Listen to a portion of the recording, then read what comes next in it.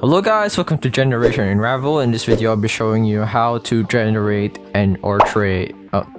how to generate or find your Steam trade URL link. So I'll be showing you how to do it on your phone this time.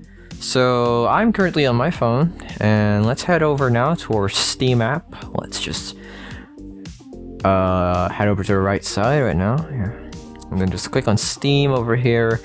And what you need to do now is click on your profile over here, profile picture, and then what you need to do is click on inventory, and it will send you to inventory, and then click on trade offers over here.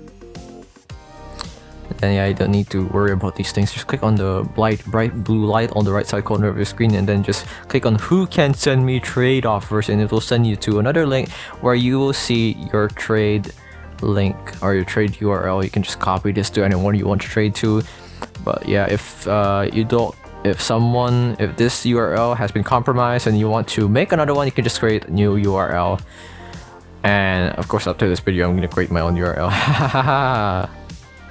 Yeah, so that is how you find and generate your trade URL on Steam. Thank you for watching. I hope this video helped you. Like, comment, subscribe if it did. See you in the next one. Good luck, have fun.